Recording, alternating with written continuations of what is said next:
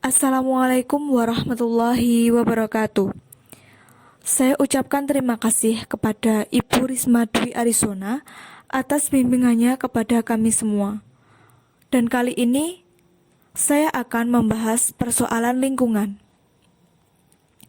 Persoalan lingkungan dapat didefinisikan secara mendasar sebagai perubahan dalam lingkungan hidup secara langsung maupun tidak langsung yang dapat menimbulkan akibat negatif bagi kesehatan dan kesejahteraan manusia. Lingkungan secara langsung atau tidak langsung, lambat laun akan mengakibatkan kerusakan lingkungan. Peristiwa kerusakan lingkungan apabila ditinjau dari peristiwa yang terjadi dapat dibagi menjadi dua, yaitu kerusakan lingkungan yang disebabkan oleh alam dan perbuatan manusia, dan kerusakan yang disebabkan oleh pencemaran baik yang berasal dari air, udara, maupun tanah. Dengan demikian, hal yang seperti ini tentunya akan membawa kerugian bagi masyarakat setempat. Di samping itu, berdampak negatif bagi pemerintah maupun negara Indonesia. Yang pertama, akar permasalahan lingkungan. Lingkungan sebagai sumber daya mempertemukan berbagai kepentingan di dalamnya, antara lain kepentingan masyarakat, pengusaha, dan pemerintah. Benturan antara beberapa pihak sering berakibat pada kondisi lingkungan harus menjadi korban. Pada akhirnya, kondisi lingkungan yang akan dikorbankan akan berpengaruh pada kehidupan masyarakat sekitar. Lingkungan dikategorikan menjadi tiga, yaitu lingkungan fisik, seperti air, tanah, udara, serta interaksi di antara unsur-unsur tersebut.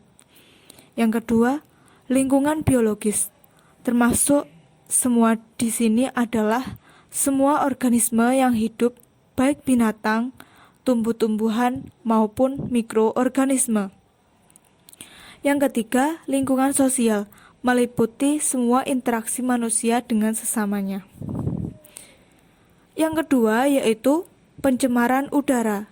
Pencemaran udara adalah rusaknya kualitas udara yang tercemar oleh zat-zat polutan sehingga mengubah susunan udara yang bisa membahayakan manusia, hewan, dan tumbuhan.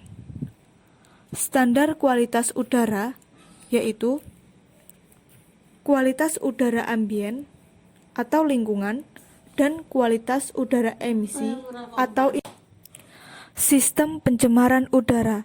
Suatu kondisi di atmosfer di mana suatu bahan berada pada konsentrasi lebih tinggi daripada tingkat normal lingkungan dikatakan menjadi pencemar di udara. Jika mempunyai pengaruh terukur terhadap manusia, hewan, flora, dan material. Bahan-bahan pencemar udara. Bahan-bahan pencemar primer adalah bahan pencemar yang dikeluarkan dari suatu sumber yang dapat diidentifikasi. Bahan pencemar sekunder adalah bahan pencemar yang terbentuk di atmosfer. Bahan pencemar standar, karbon monoksida dan karbon oksida nitrogen. Persoalan air. Baik air di permukaan bumi maupun cadangan air di tanah penting bagi manusia, namun juga dapat menimbulkan kerugian.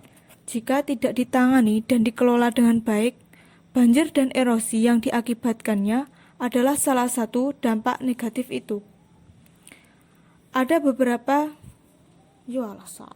sumber air bersih, di antaranya sungai, curah hujan, dan air permukaan dan air bawah tanah. Masalah air bersih.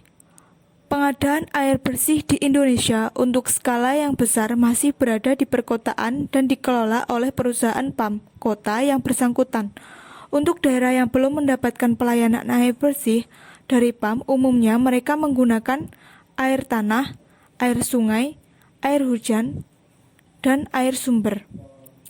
Permasalahan yang timbul yakni sering dijumpai kualitas air tanah atau air sungai kurang memenuhi syarat sebagai air minum yang sehat. Masalah utama penyebab permasalahan tersebut ialah rendahnya kesadaran masyarakat Indonesia terhadap lingkungan tempat tinggalnya. Dengan tingkat populasi yang tinggi, namun kesadaran akan lingkungan yang rendah semakin memperparah kondisi tersebut. Masyarakat Indonesia masih sering membuang sampah rumah tangga dan lain-lain ke sungai, padahal air sungai itulah sebagai penghidupan mereka. Penyebab dan ketiadaan air bersih, yaitu perilaku manusia, kerusakan lingkungan, pencemaran air, dan buruknya kinerja PAM atau PDAM. Sedangkan akibatnya adalah penyakit diare, penyakit cacingan, dan pemiskinan. Adapun cara untuk menanggulangi masalah ketersediaan air bersih, yaitu pemerintah harus menggalakkan upaya penumbuhan kesadaran masyarakat terhadap lingkungan sekitarnya melalui program PHBS, yaitu perilaku hidup sehat. Selain itu, instansi-instansi pemerintah, masyarakat, pendidikan, dan lainnya juga harus diberi penyuluhan tentang ini. Yang keempat, permasalahan tanah. Pengertian pencemaran tanah konsentrasi yang cukup tinggi di dalam tanah sehingga berpotensi menimbulkan dampak gangguan kesehatan manusia dan atau ekosistem. Polusi tanah merupakan pengendapan bahan limbah padat atau cair di permukaan atau bahan tanah dengan cara yang dapat mencemari tanah dan air tanah, mengancam kesehatan masyarakat, dan menyebabkan kondisi dan gangguan yang tidak sedap dipandang. Penyebab pencemaran tanah. Penyebab pencemaran tanah atau polusi tanah terdiri dari dua sumber utama, yaitu penyebab antropogenik, buatan manusia, dan penyebab alami. Yang kelima, penurunan keragaman hayati. Dampak penurunan keanekaragaman hayati di Indonesia, yaitu menurunnya kebutuhan hayati, kurangnya obat yang seharusnya dibuat dari hayati, populasi udara semakin memburuk, udara segar atau oksigen semakin berkurang, dan menambahnya banyaknya karbon dioksida. Usaha yang dilakukan untuk menjaga pelestarian keanekaragaman hayati di Indonesia adalah dengan cara menanami lahan hutan yang gundul, dengan menanggulangi pohon yang ditebang secara liar, menyirami, memberi pupuk, dan merawat pohon agar semakin banyak dan membuat Indonesia semakin kaya akan keanekaragaman hayati.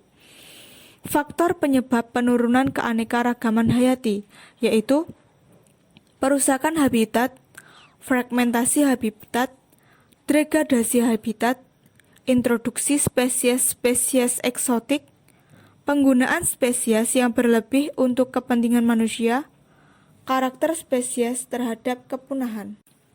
Sekian yang dapat saya sampaikan. Saya ucapkan terima kasih. Wassalamualaikum